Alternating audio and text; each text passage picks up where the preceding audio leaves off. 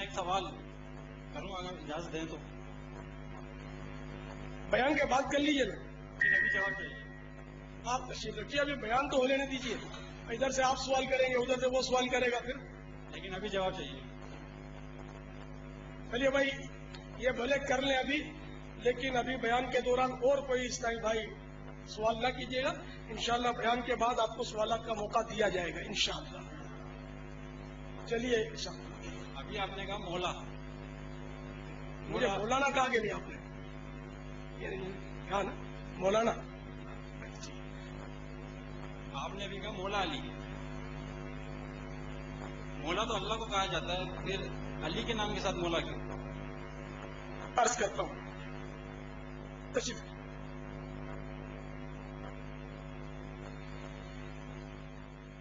آپ نے مجھے مولانا کہا جی.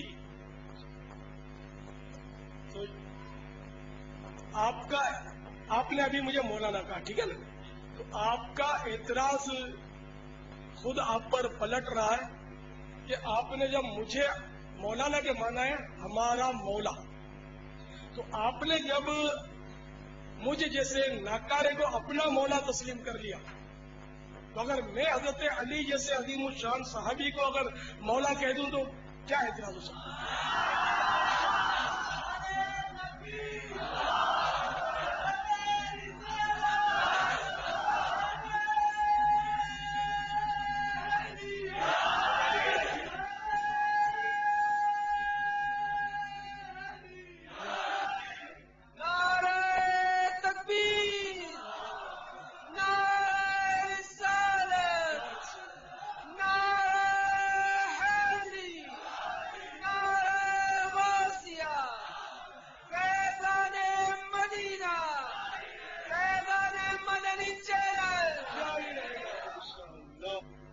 ساحل محترم کو غلط فہمی ہوئی ہے. جب یعنی ہر داڑھی والے کو آج کل مولانا کہا جاتا ہے. مولانا کے معنی ہوتا ہے ہمارے مولا، ہمارا مولا، ٹھیک ہے نا؟ تو سوال کرنے میں آپ بھی چوک گئے کہ آپ نے مجھے مولانا کہا. پہلے آپ یہ مولانا کہنے سے رجوع کریں تو پھر میں کوشش کروں کہ حضرت مولا علی کو مولا کہہ سکتے ہیں، تو پھر انشاءاللہ آپ دل کی گہرائیوں سے شاید کسی کو مولانا کہنا چاہیں تو کہہ سکیں گے. میں انشاءاللہ آپ کو مطمئن کروں گا، گھبرائیے نہیں. شکریہ. تشریف.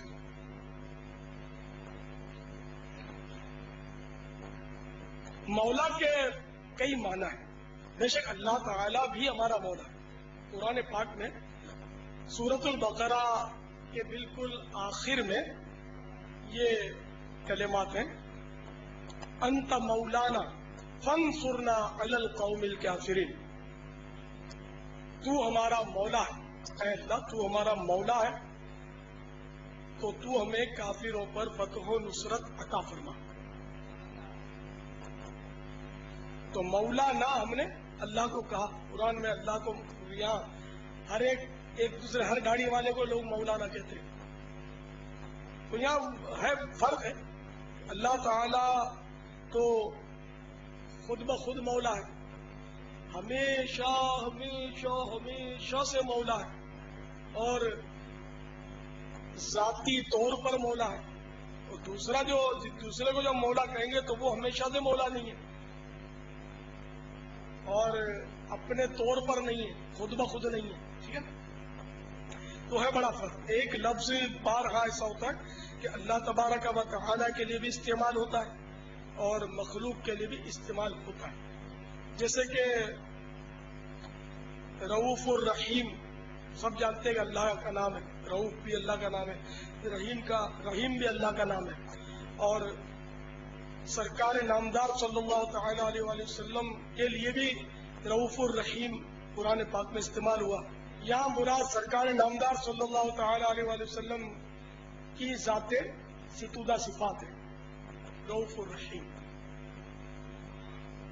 اسی طرح انسان یعنی اللہ تعالی سمیع اور بصیر ہے، سننے اور دیکھنے والا ہے، اور انسان بھی سمیع اور بصیر ہے.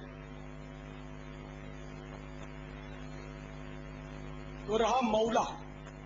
تو مولا کے کئی معنی ہے، مالک بھی ہوتا ہے مولا کے معنی، مولا کے معنی محبوب بھی ہوتا ہے، مولا کے معنی غلام بھی ہوتا ہے، کئی معنی اس کے۔ تو حضرت مولا علی کرم اللہ تعالی وجہہ الکریم کے لیے جو لفظ مولا استعمال ہوا تو یہ تو ایسا عظیم الشان کلمہ ہے کہ میرے مدنی آقا صلی اللہ تعالی علیہ وآلہ وسلم نے یہ کلمہ خود ان کے لیے ارشاد فرمایا۔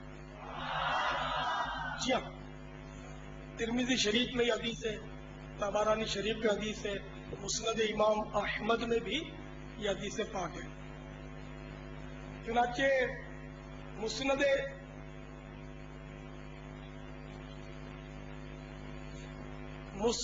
امام احمد رحمت اللہ تعالی علیہ، جلد اول صفحہ نمبر 105 اور حدیث نمبر 643، اور وہ حدیث یہ من کنت مولاہ فعلی مولاہ، یعنی جس کا میں مولا ہوں علی بھی اس کے مولا ہے۔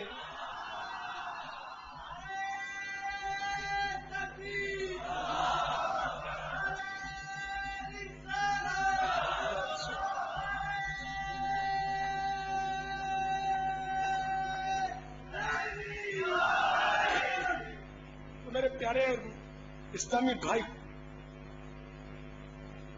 مولا علی کہنے میں کوئی مذائقہ نہیں ہے، یہ بالکل شیطان کا وسوسہ ہے، غلط فہمی ہے کہ حضرت علی کو مولا نہیں کہنا چاہیے، مولا کہنا چاہیے، اور کہنے میں سعادت ہے، ثواب کا کام ہے، یہ ان کی تعظیم کا لفظ ہے، اور یہ وہ ہستی ہے کہ ان کی جتنی تعظیم کی جائے کم۔ تو چونکہ آپ مسلمان ہیں اور میں نے آپ کو حدیث پاک کا حوالہ دیا اور خود آپ کے جملے سے بھی میں نے آپ کو سمجھا کہ ویسے ہی آپ نے مجھے مولانا کہا، تو مولا تو آپ نے اللہ کے سوا کسی غیر کو تسلیم کر ہی لیا، تو امید ہے کہ آپ کی تشفی ہو گئی ہوگی۔